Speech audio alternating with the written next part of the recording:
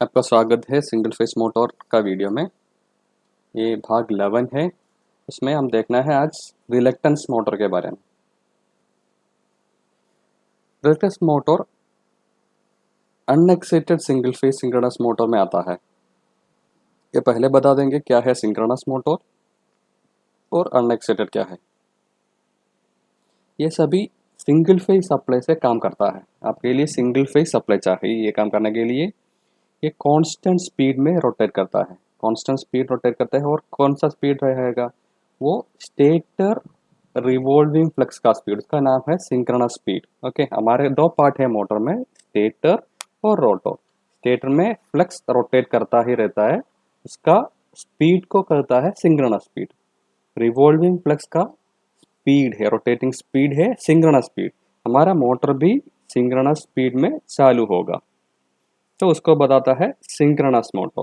Okay, synchronous speed में चालू करता है रोटर, उसको बताता है सिंक्रोनस मोटर। तो सिंक्रोनस स्पीड क्या है वो स्टेटर में होने वाला रिवॉल्विंग फ्लक्स का स्पीड है। जनरली 120 F/P हमको कैलकुलेट कर सकता है। ओके, अभी डीसी एक्साइटेशन का आवश्यकता ही नहीं है। आपको जानता है 3 फेज सिंक्रोनस मोटर में डीसी सप्लाई सेपरेटली चाहिए। ये अभी ये तरह मोटर में सिंगल फेज में कोई डीसी एक्साइटेशन नहीं चाहिए। उसके तरफ में उसको कहता है अनएक्साइटेड। सेपरेट कोई एक्साइटेशन नहीं चाहिए, उसके लिए अनएक्साइटेड बताता है। तो अभी आपको पता है क्या है अनएक्साइटेड सिंक्रोनस मोटर। ओके, और एक बार बताना है वो सेल्फ स्टार्टिंग है। आपको ये पता है 3 फेज सिंक्रोनस मोटर को स्टार्टिंग मेथड से आपको जरा याद होगा, ये पोनी मोटर तरह और अल्टरनेटर के तरह शुरू करता है।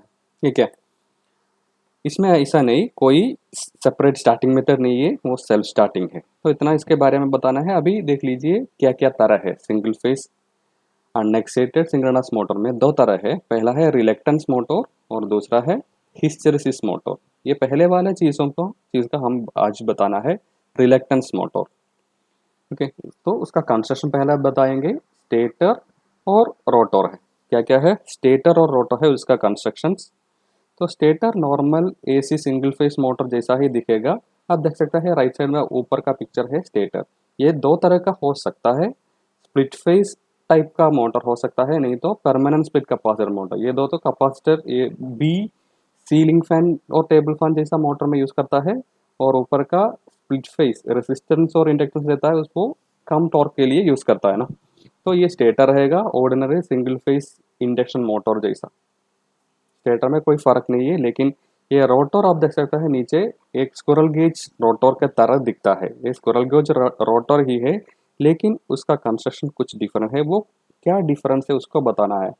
तो उसमें अनसिमेट्रिक मैग्नेटिक कंस्ट्रक्शन बता सकता है, और वो दूसरा वर्ड्स में बताइए तो कुछ टीथ और कुछ स्लॉट उनमें उससे काटा हो गया।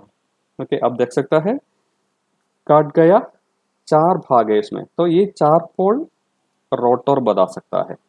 देखेंगे ये देख लीजिए, ये पूरा स्क्विरल गेज रोटर होना था, लेकिन उससे चार भाग, कुछ इधर से कुछ स्लॉट्स निकाल दिया है, इधर से स्लॉट्स निकाल दिया है, इधर से भी स्लॉट्स निकाल दिया है, इससे भी स्लॉट्स निकाल दिया है, ये कर दिया है। तो ये क्या होगा, अभी सोचो आपका पोल कुछ समय में इधर है N to S पोलैरिटी है, तो फ्लक्स ऐसा रोटेट पास हो जाएगा फ्लक्स, ठीक है। तो इधर से क्यों फ्लो हो जाना है, इससे तो ये मेटल है, ये रास्ते में ज़्यादा फ्लो हो जाएगा क्योंकि ये मेटल है, उस पाथ में रिलक्टेंस कम होगा।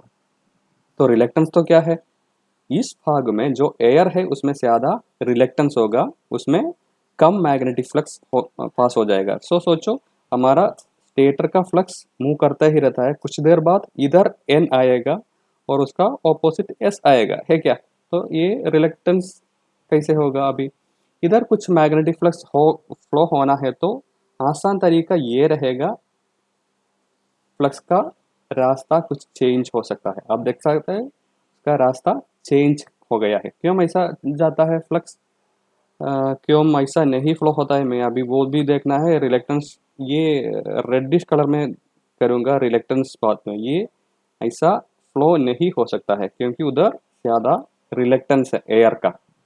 ये एरिया में रिलेक्टेंस है एयर का, उसी रास्ते पे फ्लक्स को जा नहीं सकता, तो वो रास्ता चेंज करता है, वो बदल गया उसका रास्ता, ऐसा होता है। ओके, तो रास्ता बदलना है वो मुश्किल है रास्ता।